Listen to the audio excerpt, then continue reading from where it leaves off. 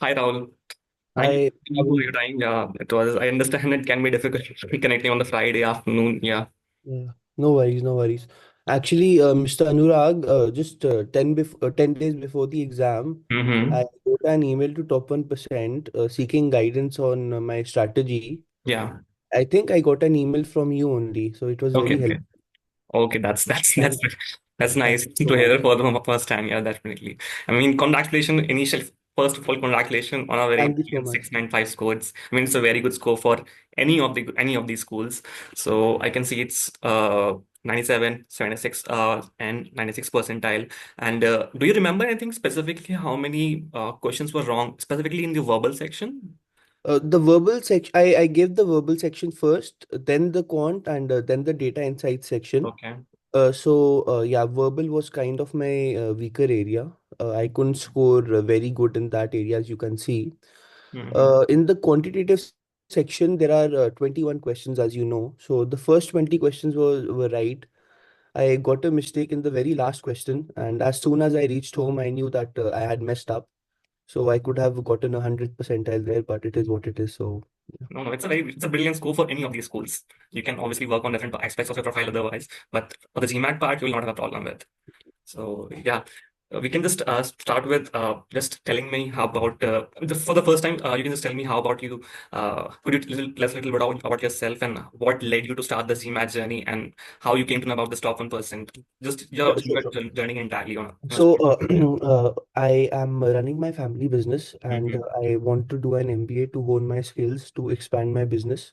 And there was this admissions consultant, uh, some Kanchan or something, and she recommended top 1%. Then I have a few other friends also who got into ISB in 2024. They also recommended top 1%. So that's how I came across top 1%. For me, the GMAT has been a very long journey, more than 1.5 years. Okay. I've given two, three attempts before. Mm-hmm. My earlier score was 710 on the older edition, Okay. and this was the first time I was giving the Focus edition. So, Okay. Got it. Got it.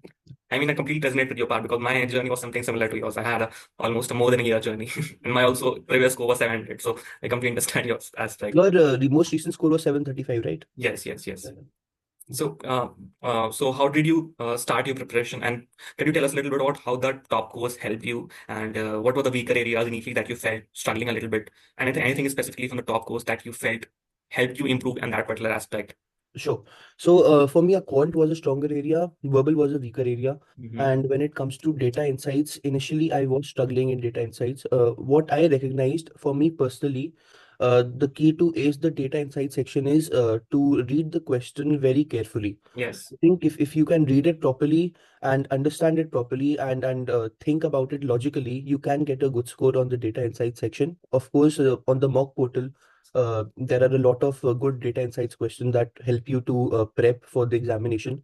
The videos that there are on the portal and on the website also on the site top 1% app course, they Mm-hmm. are also very useful.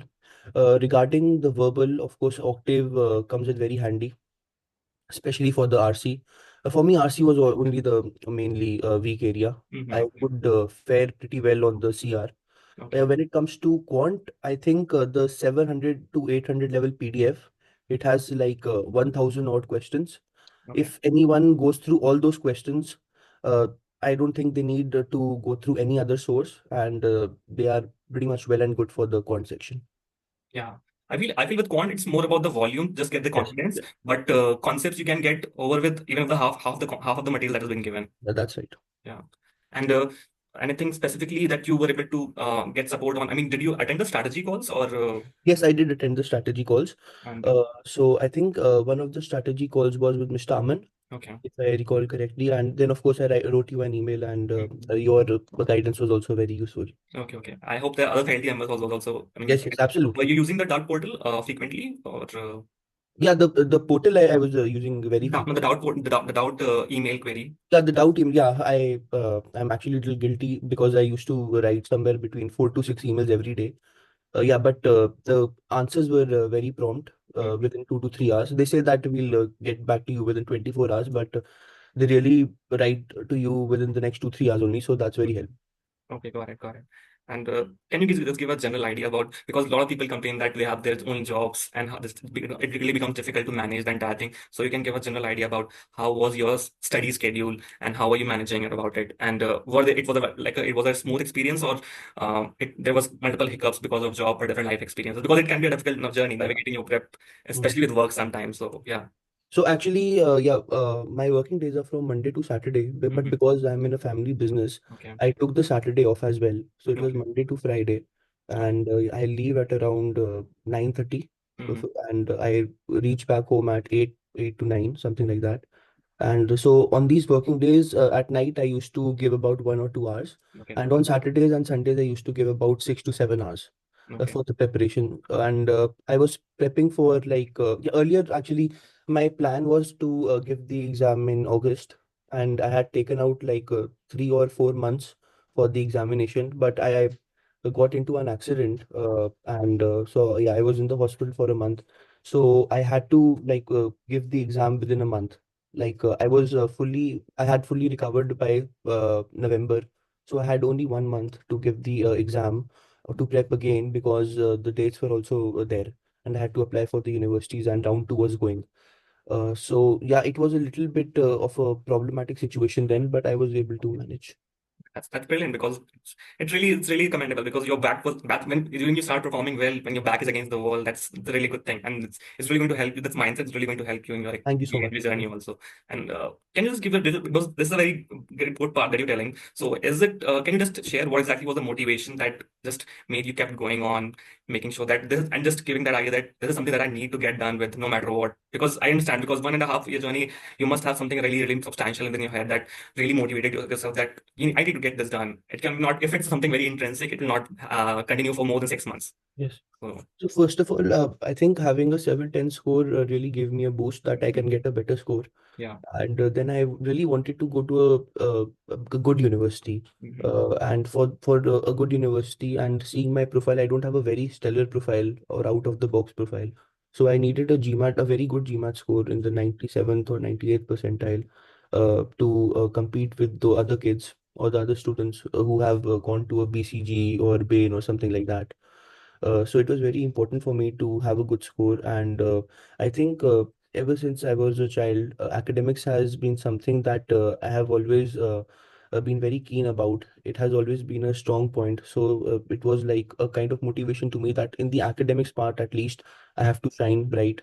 Yeah. And yeah, maths, I really like doing maths. It's like, yeah, I love it. Hmm. Verbal was kind of a problem, of Yeah. course, but yeah, but I think Sandeep sir said that if you get the hang of it and if you do long sittings, you can actually get interested in the passage, and you can do pretty well. Like you completely forget that you are actually doing an RC. It's Yeah. like you're just reading and reading and reading. So yeah, that advice was also very helpful.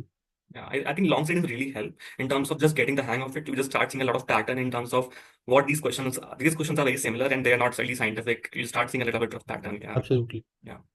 And coming on to the exam experience, um, how was your exam experience? Like, did you book in the center, or did you give it online? Yeah, I booked in the center. I gave it in Barakamba Road, New Okay. Delhi only. Okay. How was the And experience? that Any? experience was pretty good. I think Okay. my exam was slotted to start at around 4:30, Mm-hmm. and I woke up at around 12 o'clock that day. I was Okay. not feeling very comfortable. I was feeling a little anxious, little nervous, Mm-hmm. because I knew this was kind of the last chance. Yeah. I mean, I can give the exam again, but I would miss out on round two like that, Yes. and I'd have to apply next year. So yeah, on the exam day, I was a little nervous. I think I puked as well. Okay. And as soon as I reached the center, I just, I mean, I just told myself that I can get a good score.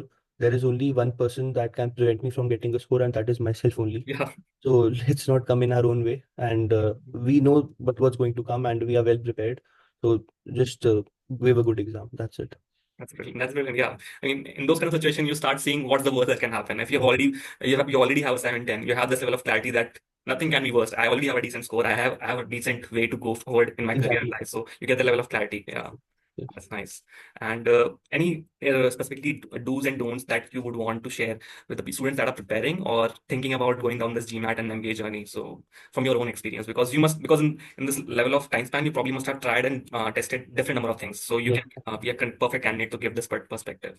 So I think one would be to properly cover all the top 1% material. Mm-hmm. And if you have covered the top 1% material, then it is absolutely not necessary to cover any other material from GMAT Lab, Jimbori, or any other site or prep company. I think the top material is very vast, very extensive, and if you do cover it properly, if you do watch the pre-work videos, you do the post-work properly, and you follow the study plan, I think you can ace this exam very easily. So, like, kind of stick to the plan. One of the reasons why it took me so long was I did not stick to the plan. Time and again, I used to deviate from the plan, uh, try to find shortcuts. Like if they've said that you have to complete these videos, I used to think, what if I don't watch these videos, or if I just watch the assignment?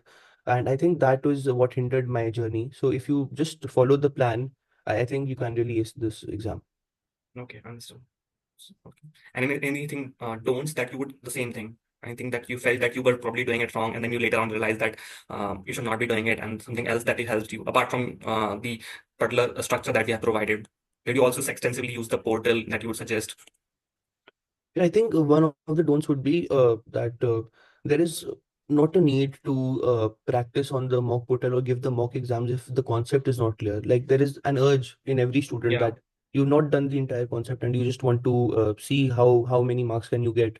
So I think it's much more important to understand the concept, to Mm-hmm. master the concept, and after that, even if you given like a couple of mocks only, you can still do well on the exam. So it's not necessary to give like 15, 20 mocks. Yes. And 4 5 good mocks Mm. given in the right time frame, if you don't pause in between, 4 5 mocks can be suffice if the concepts have been mastered. Understood. Yeah, exactly. I mean, a lot of students reach out to me that I have already exhausted 8 mocks, then I have exhausted 10 mocks from there. Then I mean, that's not really required. It's about just getting the clarity and getting the improvement that's required. Yeah. Yeah. Yeah. Any as of now, have you applied to any of the colleges in the round two, or you are planning on applying on the round one for the next year?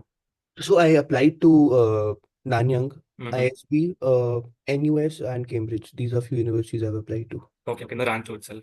Yes, Nanyang I applied in round one only Okay. Okay. Okay. with the 710 score. But yeah, these are the universities with the newer score. Okay. Okay. Excellent. That's yeah.